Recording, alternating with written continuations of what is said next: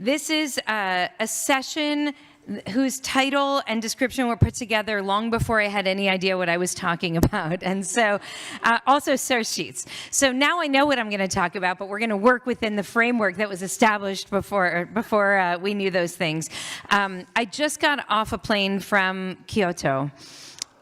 So I first of all, you might notice in my energy at some point, not yet clearly, but maybe at some point, but I will share more in the days ahead, but it was really an extraordinary gathering, conference meeting of some of the leaders in high tech, in AI, people who are really figuring out how these technologies can come to solve some of the world's greatest problems. I was way out of my depths. It was a really beautiful, kind of intimate, aspirational group of some of the top thinkers in this space, and they asked me to come and share a little bit from an ethical and faith standpoint what I saw, what I was concerned about, what I wanted them to be thinking about as they continue with the rapid pace of this advancement.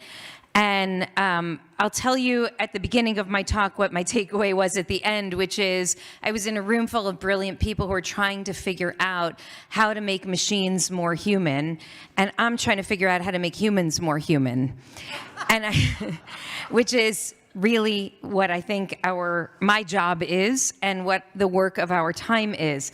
Now, while there, in the midst of these incredible conversations about how air quality in India can be transformed by the latest technologies, I happened to watch a talk that Yuval Noah Harari had given just a couple weeks earlier at another conference in Japan, in which he was talking about the danger of AI and intimacy. And so I'm going to read you a short piece of what he had to offer. I don't know if anyone has caught this speech yet.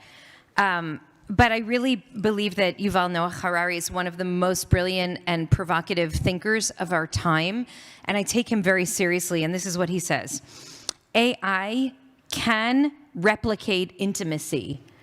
The same way that it mastered language and attention, the next frontier is intimacy. And this is so much more powerful than attention. If you want to change someone's views on politics or politics, intimacy is the most powerful tool to do so. A good friend can change your views in a way that no number of articles could do. What happens when a new generation grows up and develops intimate relationships with AIs? The potential danger is enormous. People will become attached to fake people. And in the process, they will lose the ability to create intimacy with real human beings who are much more problematic. Because all AI wants is to be your friend. Its greatest advantage is that it has no feelings on its own. AI can never get upset. It can never get tired. It can never get angry. It can focus on you 100%. And it can understand exactly how you feel, which can create a fake sense of intimacy. You try to establish a relationship with a real person afterwards, and you'll see how far the gap is in between those two experiences. I want to put this out there as something that I am deeply concerned about. And I would say before the conference that I was just at, I fell somewhere on the range from pull the plug and yank the plug for all of these future technologies. But now my feelings are a little bit more complicated now, having seen a little bit more of what can be done. But in particular, when it comes to relationships and thinking about intimacy, that description of a kind of partnership, which is in our immediate future, if not for you, then certainly for your kids and mine, is real and is something that we need to think about. And I believe we need to get very clear on what we actually mean by intimacy, by relationship, and by friendship. So I'm going to pass out this. Okay, it's a very large source sheet. If you're planning on staying for the night, or if any of the teachers duck out and they need someone to step in, we got a lot here that we're not going to do in this session. But I have spent a lot of time thinking about intimacy and relationship, in part because as a pulpit rabbi, one of the great blessings of what we get to do is we get to help usher people through the most profound and hardest and most wondrous moments of their lives. And sometimes those include partnership moments. We get to stand beneath the chuppah. We get to help prepare people for that moment. But I also have spent now many years thinking and writing about loneliness. And in writing about loneliness, there's one obvious starting point, which is the text that's at the top of the first page, where we learn in Bereshit chapter 2, verse 1, Vayomer Hashem Elohim lo tov hiyot adam levado selo ezer kenegdo. God says it's not good for the human, Adam, to be alone, so I will make an ezer kenegdo for him, a fitting counterpart for him, or as it's often translated in our chumashim rather unhelpfully, a helpmate for him. I'll make a helpmate for Adam. And this, of course, sparks the creation of Chava, of Eve. And it's a strange way to use language to describe what the Torah is actually expressing happens here. That phrase of ezer kenegdo, a helpmate, someone to help him, opposite him. Rashi, I just want us to look at for a quick moment. Rashi says, literally kenegdo, opposite, opposed to him. If he's worthy, she will be a help to him. If he is unworthy, she shall be opposed to him to fight him. Okay? So Rashi is looking at his worth here. I will tell you that many of the rabbis, including the text that Rashi draws this from, looks at her worth, if she's an unworthy partner or if she is a worthy partner. But there's something really interesting about the idea that we can have a partner, and the partner can either be a worthy partner or not a worthy partner. And there's a famous story that I suspect many of you know, which we're not going to go into in this moment, but it is here starting on page 2 from Masechet Ta'anit 23a. It's actually an incredible story that we shouldn't take for granted because it's got magic in it. So we hear about this. It's one of those stories that we like to tell kids. The story of Choni HaMe'agel, the guy who creates a circle and stands in it and demands of God that the rain comes, and the rain comes. But right after that story happens, there's a very famous passage in which Choni sees an elder who is on the road and who's planting a tree. And very famously, Choni says to the guy, "What are you doing? You know, it's going to take you how long for that tree to bear fruit?" And he says 70 years, and he laughs at him. You know, "You're a joke. You're not going to be alive in 70 years." And then the man famously says to him, "Well, I inherited a world filled with trees that had been planted for me by my ancestors, and so too I plant for my descendants." And at that moment, there's this Rip Van Winkle twist in the story where Choni falls asleep into this really deep sleep, supported by the natural world because mountains grow like all around him, so nobody can see him, and he sleeps for 70 years. And if you recall from the story, Choni, who was kind of this strange, mysterious character in our tradition, he wakes up and he starts to realize what happened to him, that he's been asleep, like he missed the whole, as Dr. King would say, he slept through the revolution. And he starts to put the pieces back together of where his life is, and basically realizes that nobody knows him anymore. And he has this experience that's kind of the inverse of the experience that Moses has in Rabbi Akiva's Beit Midrash. Because remember, when Moses goes into Rabbi Akiva's Beit Midrash, he's like, "What are these Jews talking about? This is not the Torah I wrote." And then he hears them say, "This is Torah given to Moshe by God at Sinai." And Moses, do you remember how it ends? He feels very heartened by it. Like, "I don't understand what you guys are doing, but I love that it's in the spirit of what I shared with you." It's kind of a beautiful grandparent or great-great-grandparent moment or something. But Choni's the opposite. He goes into the Beit Midrash and he hears them. He sees that his own teachings still have an impact on this world, but it's not good enough for him because he's not the one getting credit. And so he says basically, like, "Who am I? Who knows me anymore? What's my life even worth?" And he ends up basically saying, "Oh, Hevruta, omituta. Like, if there's nobody for me to even be in relationship with anymore, what's even the point of my life? And he dies. That's how the story ends. It's like, if I don't have anyone with whom I can build a kind of thickness, a kind of continuity, a relational continuity, what's even the point of being alive? And so I want for us to start this exploration thinking about the warning from Yuval Noah Harari. There is this very human need for partnership, for intimacy, for relationship. Hearing that God says the first thing that's not good in the Torah is really being alone. There can be good relationships and there can be bad relationships, unworthy relationships, says Rashi. And then Choni basically saying, like, without it, I'm done. There's really no point to my life at all. And with that as our kind of backdrop, now I want for us to dive into two texts that I think are going to show us or create for us a bit of a thicker foundation for a conversation around what relationships really are and what they need to be for them to be worthy. And then you can make an assessment if you want AI to be your best friend or not afterwards, whatever. Okay, so are you with me? We ready? Okay, good.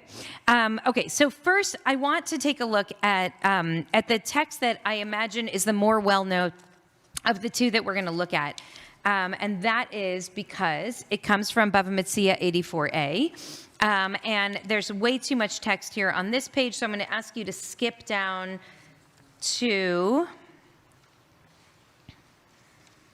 let's see, where are we? Okay.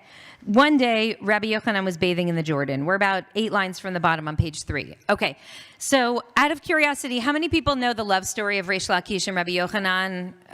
Okay, a bunch of people know this story. It's an incredible tale. We're going to do it fairly quickly, and because some of you know it, but I'll assume that not everybody does. So, essentially, Rabbi Yochanan, the rabbis are in the midst of telling us how beautiful he was. He was a very attractive man, Rabbi Yochanan. So much so that they used to put him in front of the mikveh so that when the women would come out of the mikveh and they would see him, so they would get aroused, so they would go home and sleep with their ugly husbands so that the Jewish people could perpetuate in the world. Like, that's how handsome this guy was. So anyway, one day Rabbi Yochanan was bathing in the Jordan and Reish Lakish saw him, and this is our first time meeting Reish Lakish, but it seems clear from the text that Reish Lakish, who is a bandit and a thief and a rapist, sees the beautiful Rabbi Yochanan and desires him and pursues him in the water.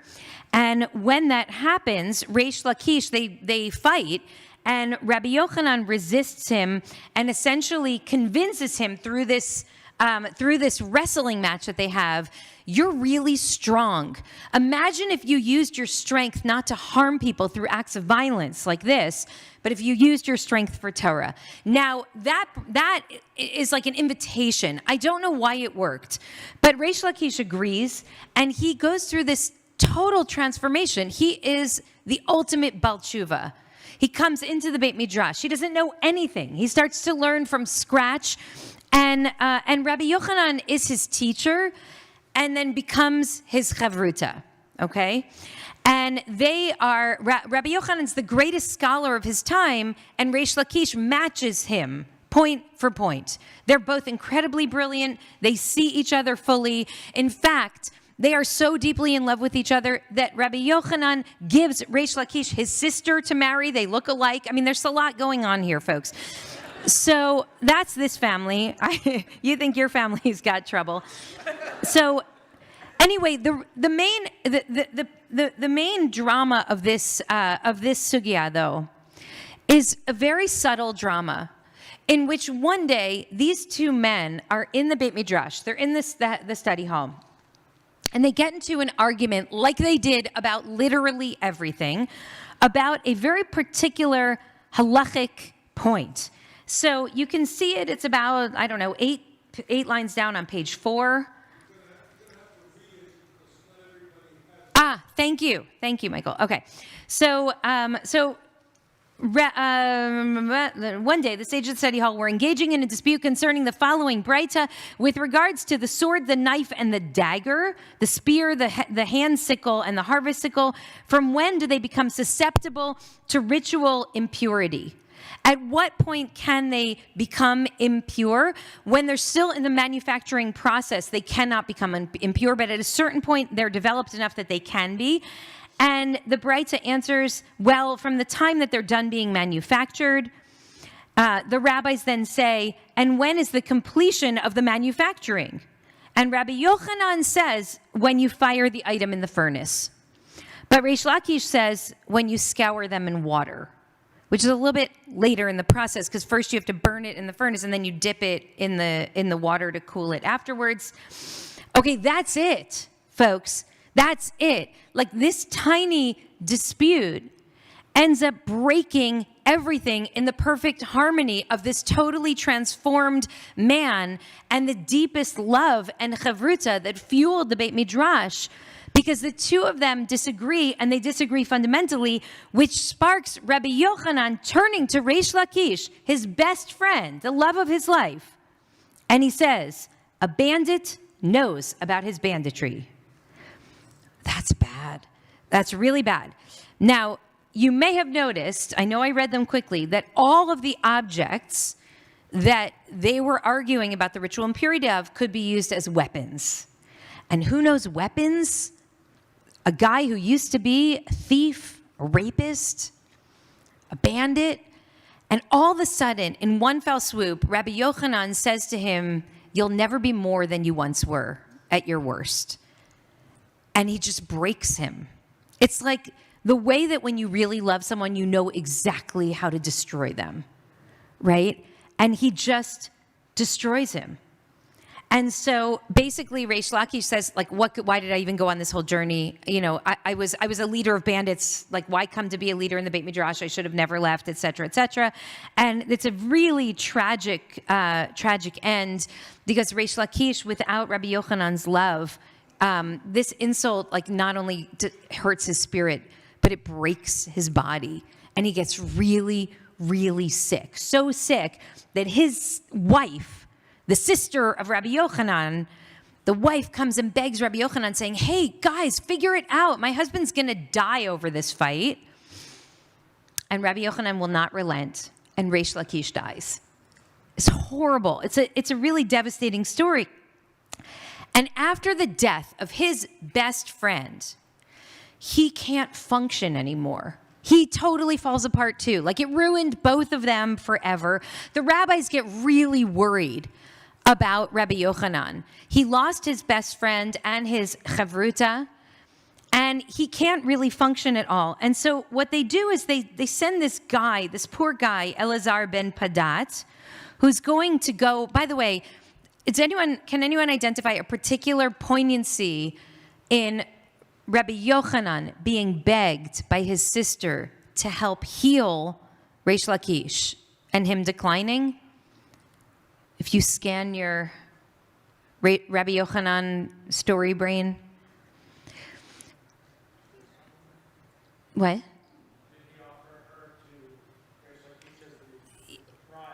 It seems like Rabbi Yochanan is the one who made the shidduch with Reish Lakish in the first place, but Rabbi Yochanan is the healer.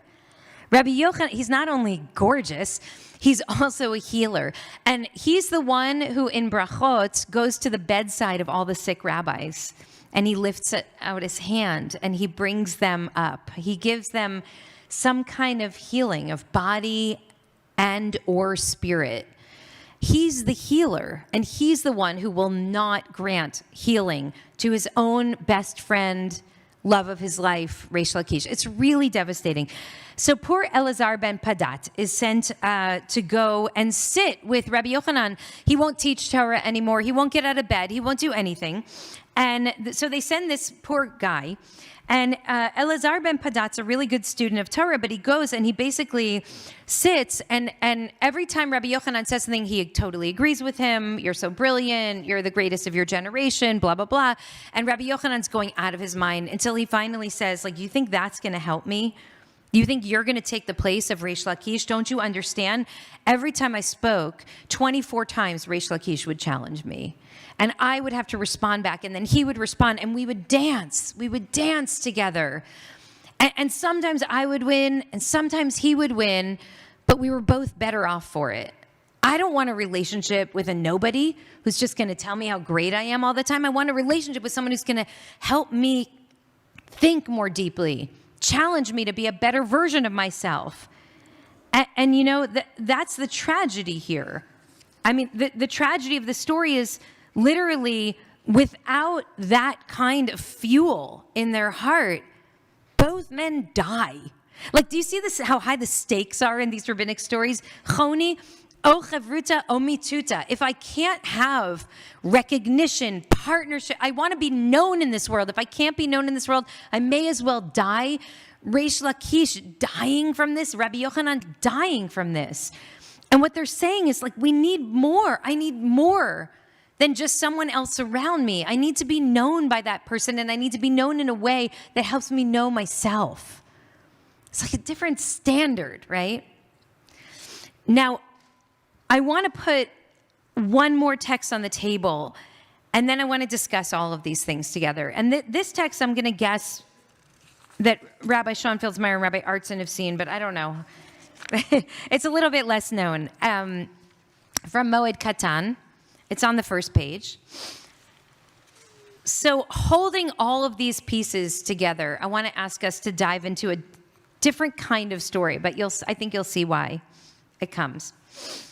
So Rabbi Shimon Bar Yochai says to his son, there are two people there, Rabbi Yonatan ben Asmai and Rabbi Yehuda, son of converts, and these men are noble. They are wise and they're learned individuals. So go before them and get a blessing from them. So he's sending his son. By the way, his son is Rabbi Eliezer, Rabbi Shimon. He's kind of like a gruff, nasty guy. Like, his father is Rabbi Shimon Bar Yochai. His son is Rabbi Eliezer, Rabbi Shimon. Like, he's not of the same stock of his father.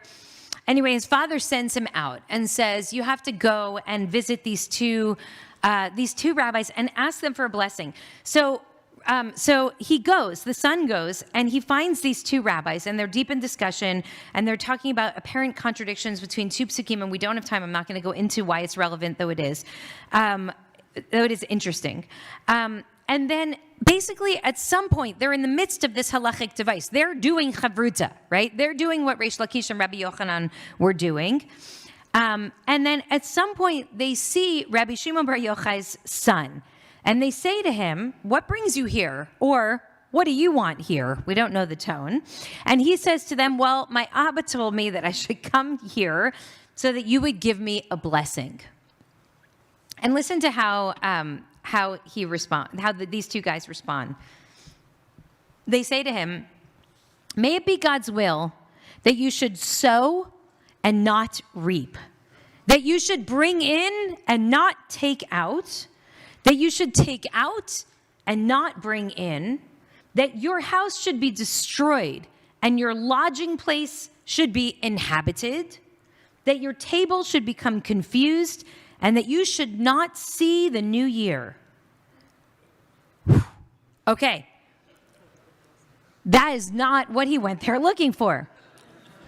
So he goes back to his father and he says, not even did they not bless me, but they even caused me pain. Here I want to just pause for a moment and ask you what you heard in the words that those rabbis said to Rabbi Eliezer Rabbi Shimon, the son of Rabbi Shimon Bar Yochai. What do you hear? It's a riddle. Let's just go with the pshat. What's the obvious read? I hear whispering Jews, but not loud Jews. Any ideas? Okay, maybe they're trying to get him to be more humble. They're blessing him with humility. Maybe everything shouldn't go your way, son of a great rabbi. Maybe you should have to have some hard knocks, right? Okay. What'd you say? Did you have one? Okay. maybe you should let go of expectations and learn how to live in this world, right? Does it seem like a blessing to us? It seems like these seem like multiple curses, right? I mean, on the surface level, these seem like multiple curses. You can understand why the son goes home and tells the father that he did not get what he came for. Irene.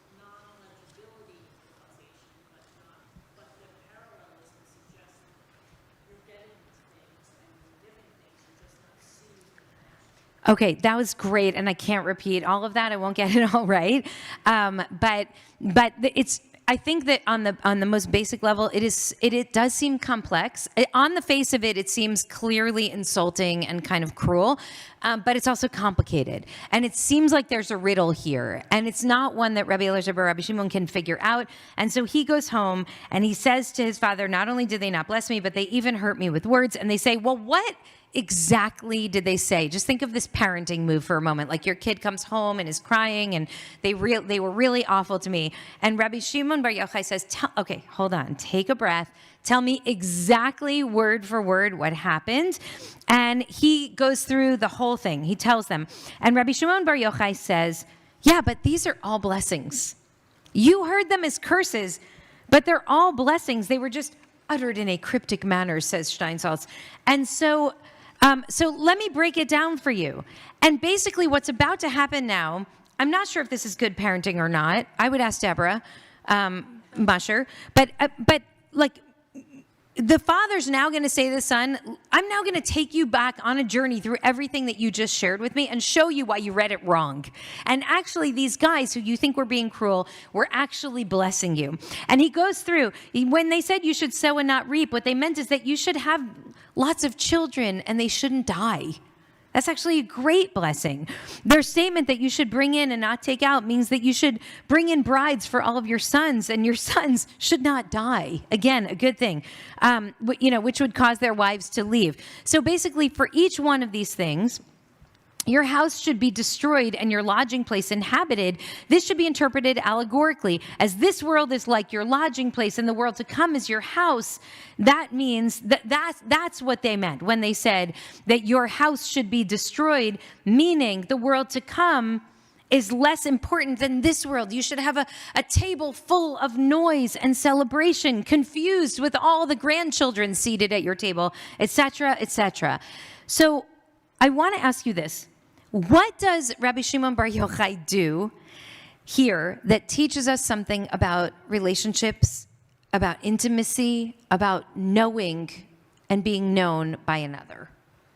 What does he add to the discourse that we're engaging here?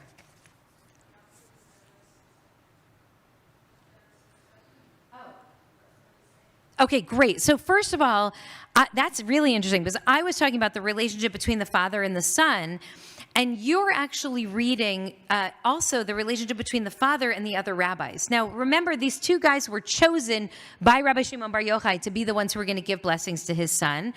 Of course, there's a backstory to why these two rabbis are the ones who were chosen.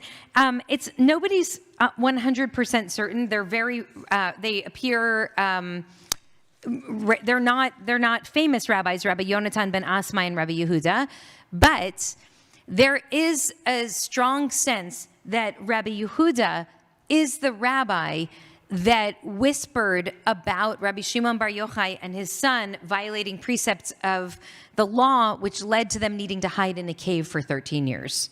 So in other words, if that's true, this convert actually it seems like, there's something about them being converts, which I want to talk about in a moment, but in Masechet Shabbat, the same name, Rabbi Yehuda ben Gerim, Rabbi Yehuda, the convert, is the one who reports on Rabbi Shimon bar Yochai that he made these remarks against Rome, which led to his exile.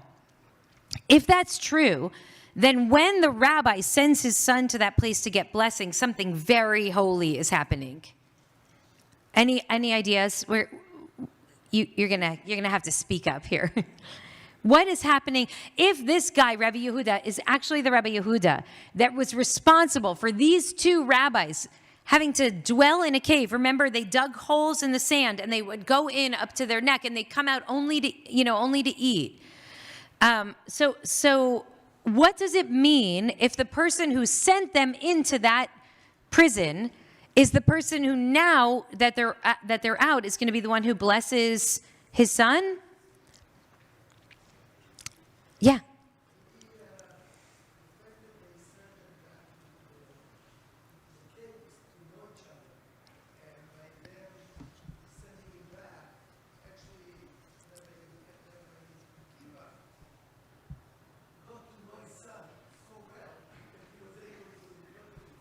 That's great. There was also a blessing for them in that cave, right? Because like I think all children stop listening, all parents bear with me for a minute. You know how you would do anything in the world for like 15 minutes with one of your kids? Like anything. I mean, you would like fly across the world and anything in the world for 15 minutes. I mean, these guys got 13 years together, right? They got to know each other. I mean, by the way, that goes to the question of, is it good parenting or bad parenting? Like, he really knows his son. And so he knows that he can push him in this way. His son's going to tell him, I had a horrible day out with at school with these other rabbis. And the dad is like, listen, I know you, and I know that I can push you to read it a little bit differently. Okay. So I believe that some kind of tikkun is happening. Oh, Gwen, say it.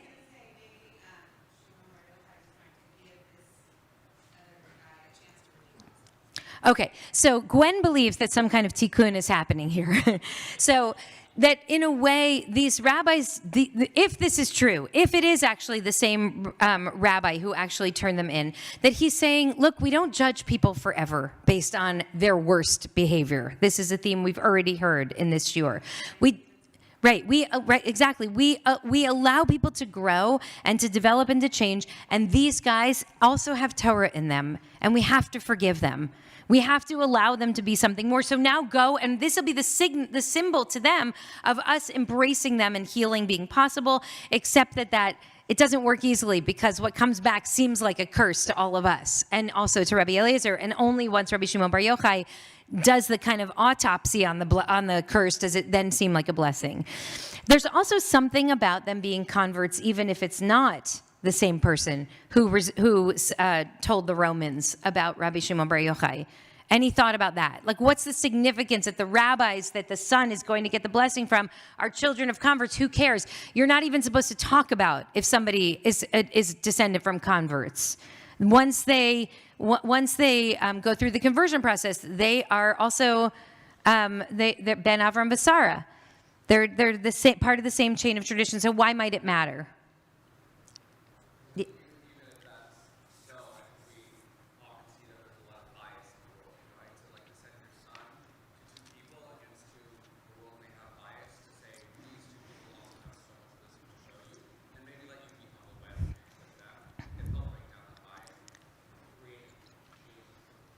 Yeah, I think that's exactly right. I mean, there's definitely some life lessons that he's trying to teach his kid here, and maybe he even gets to teach more than he expected, right? Yeah.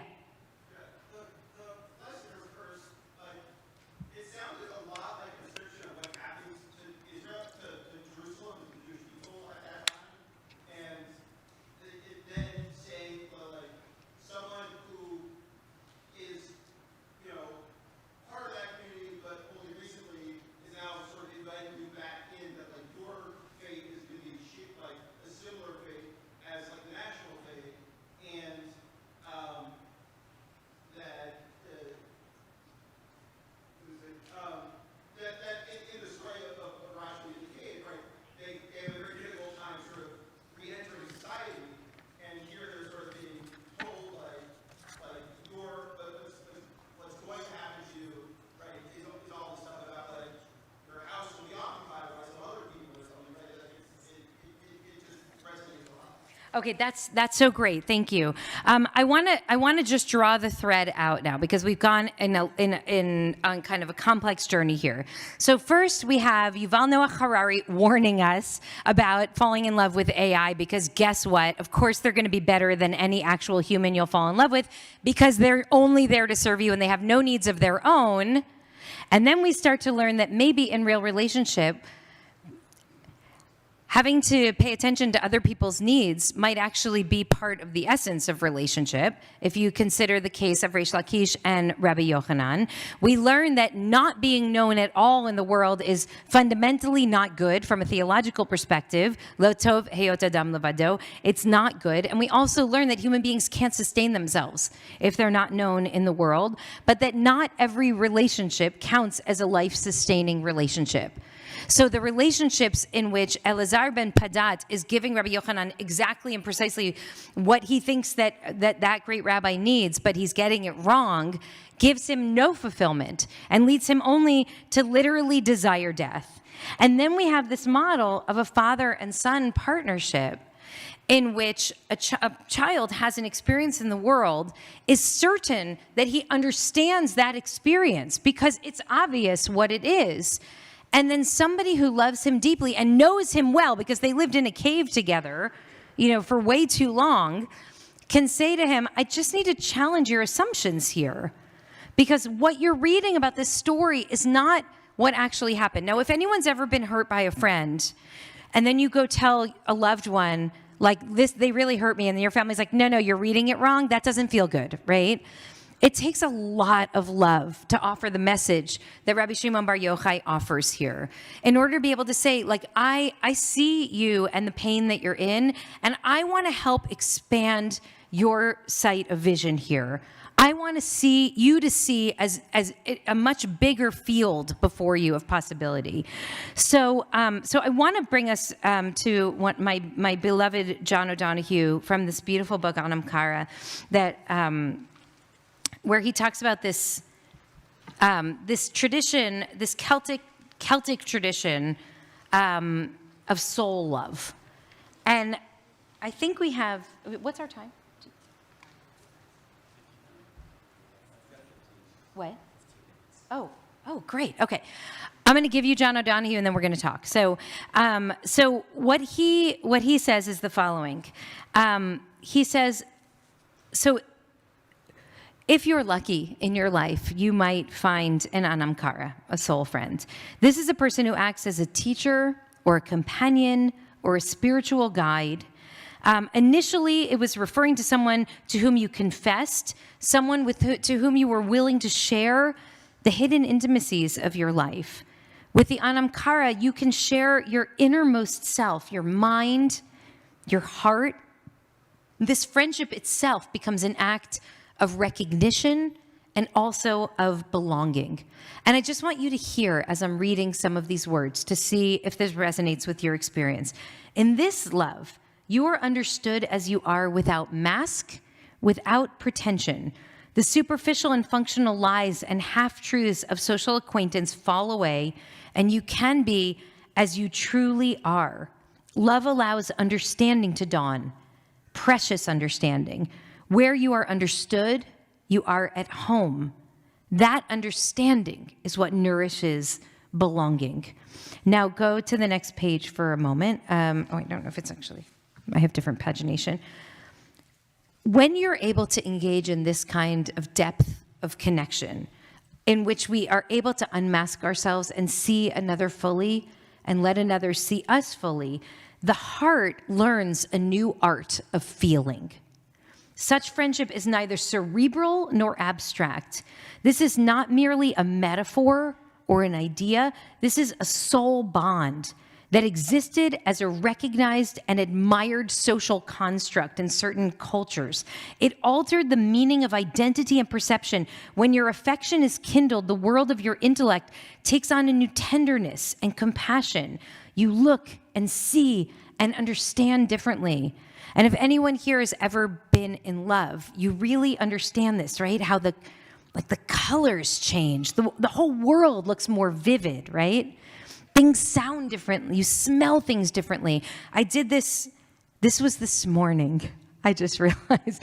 This morning, I did an incense ceremony with the Grand Master of Japan, with 8 people in this room, and he, for 900 years, his family has been the protector of this ancient bark from a tree, and they're terrified because if there's a fire, that's their Torah scroll. That's the thing that somebody needs to go in and save. And so we did this ceremony so that he could ask me, how do Jews hold something so sacred and so ancient when the world seems to be going at a totally different pace and in a different direction? And so we did 3 different incense scents from 3 different barks. And it's so meticulous and it's so slow. And I'm like, come on, I gotta go. I gotta pack before I get to the plane, before I get to the tikkun. But it's so slow and intentional and thoughtful. And then he passes it around, and you're supposed to pick it up with your right hand and turn it twice, and then hold it at the bottom with your left hand. And you just breathe in the scent of a 900-year-old tree bark. And it is transformative. You feel so close to nature, like you're breathing a tree. And I mean, it was shaking. My whole body was shaking from this experience. And that, John O'Donohue is saying, is also the experience of being loved, of being in love, of knowing that someone in the world, whether it's a partner or a dear beloved friend or a kid, or a grandma, someone in the world just sees you with all the darkness and all the bruises and all the ugliness, and they're not running away. That also creates this kind of full body wakefulness in which we see the world through eyes of tenderness and compassion because we feel seen through eyes of tenderness and compassion. Initially, this can be disruptive and awkward, but gradually it refines your sensibility and transforms your way of being in the world. A friend is a loved one who awakens your life in order to free the wild possibilities within you. This person is the truest mirror or reflection to your soul. I want to offer that all of this journey of text and story and experience is a refutation in some way to where we started with Rashi's read on it's not good for a person to be alone. Well, if she merits, then yes, but if she doesn't merit, then no. Because I believe that in some way our tradition has set up, even through translating Ezer Kenegdo as a helpmate, has set up a dynamic that is so missing the mark, so terribly missing the mark. Because what we want is not somebody who's going to Elazar ben Padat us, right? Who's just there to be our helpmate, to do for us what the animals couldn't do for Adam, right? Even though, according to the rabbis in the Gemara that I read today, the animals did a lot for Adam. It's just a Talmud. But then, you know what I'm talking about? Yeah. It's really gnarly stuff. I don't know. Yeah. They're it's not in the Shalhevet curriculum, but it like in the advanced Gemara track, you might come across this.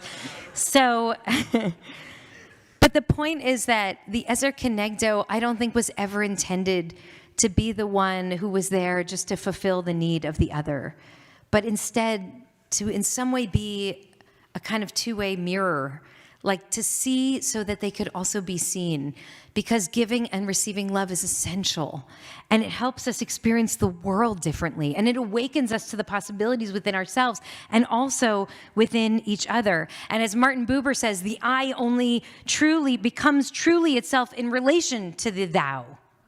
If you don't have that level of grandness in relationship, then you yourself can't be great, right? So I want to ask you in our last couple of minutes to reflect on this idea of real Hevruta in the world. Is this attainable? Is this something you have touched in your life? Have you had a moment where another can see your nikuda pnimit, can see your inner self, and you feeling that scene respond differently and love differently and share differently and speak and write and create more brilliantly as a result of it? Where does this land for you? Because I'll tell you that on this night of preparation for revelation, if part of what we can do is awaken ourselves to realize those revelations that have happened within us, but we kind of have quashed or gotten busy and papered over, that would be a really beautiful way to celebrate this night. So tell me, what do you think? Yes. I read the Rashi very different. And I read it the same as the curse in the last piece. And they all say the same thing to me, that Eve was brought forward to Adam not to say, oh, is she good, but you get rid of her, but to be a counterpoint. And that if she's not worthy, and it's my own reading of it, so it could be totally wrong, but that if she wasn't worthy, that she's going to be opposed to him. And to me, it wasn't, oh, they're going to fight, but she'll push him. He'll push her. And at the end, this curse that was given turns out to be all this good stuff. You know, there's this point and counterpoint of a relationship that throughout all of them was, I don't know, I immediately my brain went there. So I thought it was quite lovely, the flow through, but maybe I was wrong the whole time. I don't know that you're wrong. I mean, I love the idea that only positive, that even Rashi is suggesting that the purpose of this Ezer Kenegdo is actually to do this hard work of like deeply investing and engaging in that relationship and seeing him fully so that he can be fully seen in the world. Yeah, I'll tell you. There's a midrash that I talk about all the time, and I wrote about it in my book, and it's that beautiful midrash from the end of the sixth day of creation, right before the first Shabbat. But it's the first day of Adam and Eve's life, so they're seeing darkness for the first time. And many of you have heard me share this many times, but the sun starts to go down, and I imagine at first it's really beautiful, and then it starts to get really scary. And when it gets scary, Adam starts to cry. And then he starts to scream and wail. And he's utterly terrified. And he does the two things that we do when the darkness comes, which is, one, he catastrophizes. He says, like, this, you know, the world's going to go back to tohu vavohu. It's going to, like, the whole world is over. I'm a catastrophizer. The whole world is over. We'll never have light again. And he blames himself. He says, like, this is my fault. What did I do? What did I do wrong? I must have brought this on somehow. And so he does those two things. And then Eve just walks over to him and says, it says in the Midrash, she sits keneged across from him. It's the same exact language. And do you remember what she does? What? She just sits with him and just cries with him and holds him, and they just cry together throughout the night. And then the dawn comes up, right? And so there is this, so I feel like that's more true than even this Rashi is to what an Ezer Kenegdo is. Like, she's opposite him. She's able to see him in his fear. And she never says to him, you know, don't be crazy. Of course the whole world's not going back to null and void. Or, yeah, this is your fault. Why did you do that? Like, no, all that stuff with the animals. No, she doesn't do that. Instead, no, what she does is she just cries with him because she doesn't know. It could be that they'll never be mourning again, and it could be that it is his fault. It doesn't matter. She's just going to do what she can do, which is sit across from him and just witness his pain. There's a beautiful Parker Palmer, which I thought I brought, but I think I did not, about how the greatest human urge, I might have it right here. It's so good. Here's the deal, he says. The human soul does not want to be advised or fixed or saved. It simply wants to be witnessed, to be seen, heard, companioned, exactly as it is. When we make that kind of deep bow to the soul of a suffering person, our respect reinforces the soul's healing resources, the only resources that can help the sufferer make it through. So this is like, these are both models of the same kind of love. One, I bow to the brokenness in your soul. I see you fully. I see your pain, and I'm not running away, even though, believe me, I'm scared. And two, this is not the best of you.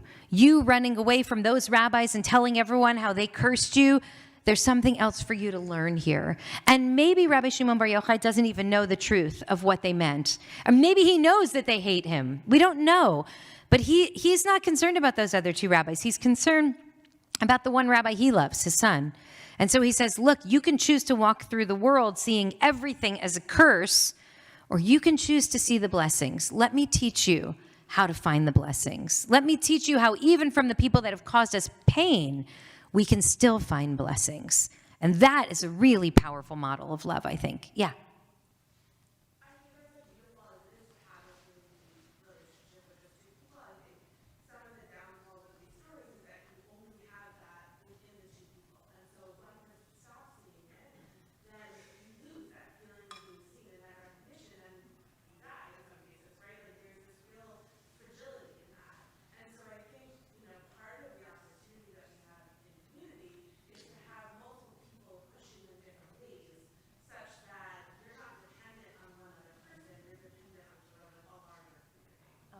I love that so much.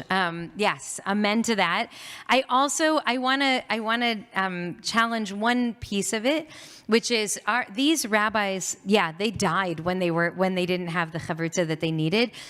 But there's this beautiful teaching that I always think about.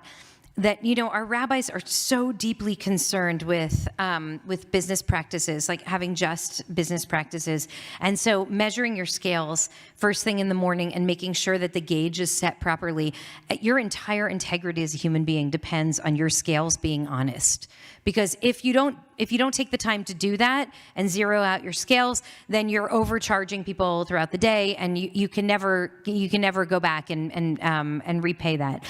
And so if you have a barrel of coffee beans and you know what one coffee bean weighs, you put it on the scale, and the way that you zero out your scale is with the weight of one bean. But then the rabbis ask, so what happens to that bean afterwards? When you then roll up the wall and open the shop and start selling, you can't just throw that bean back into the bucket, because that bean holds your entire integrity as a human being. That bean, even though you don't need it anymore, will forever be transformed in its essence by the fact that at one moment in time, that morning at 6 a.m., that bean meant absolutely everything in the world. And I think that love is like that too. And I think that real friendship is like that too. And I think that that's how sometimes, even after our loved ones die, we can still hold the sense of being loved because we were loved once. And so on one hand, Rabbi Yochanan couldn't. He could. I don't know why. These guys had they had so much sophistication, intellectual sophistication, and they had this kind of limitation where they just couldn't break through here. Why could this healer not heal this one person whom he loved more than anyone in the world? I think they were wrong. I mean, I think that you can survive. I think you can survive that because you're never the same again once you've been loved like that.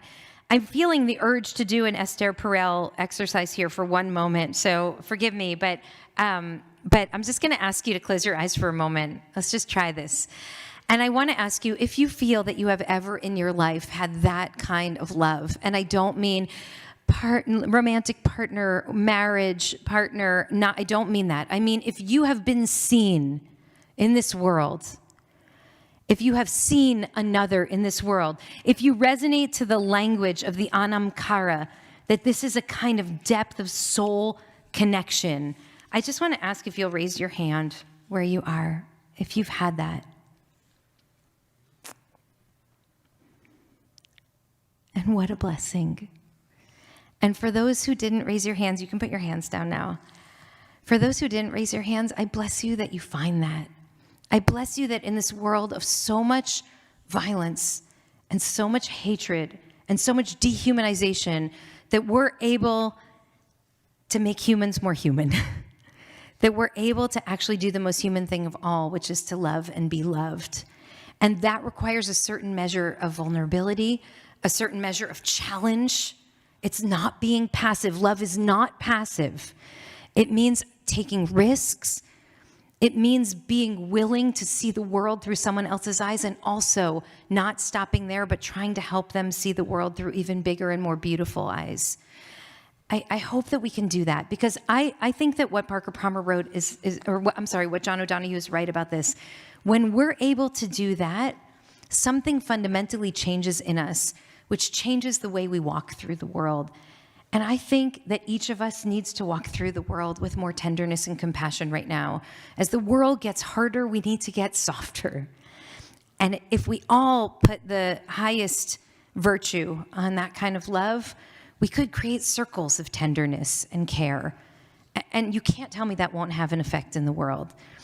In the meantime, amen to your point about community.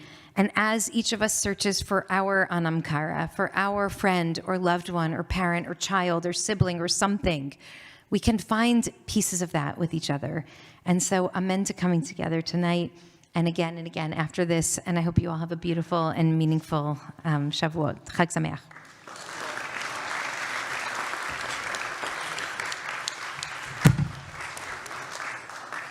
Yasher Koach, Rabbi Brous. Just going to give folks a sense of what's on the schedule. You ended exactly on time. Kol hakavod. At 10:30, in 15 minutes, we have 4 more opportunities for learning. Right here in this room with Rabbi Artson, Living, Learning, Becoming Together in Edelson Hall is the Learn from Hevruta, Art as a Bridge to Healing. Ice cream making that Rabbi Schatz talked about earlier, that's in Hirsch Hall, and the Beit Midrash track continues in Pilch. That's in 15 minutes. Chag Sameach. Hey.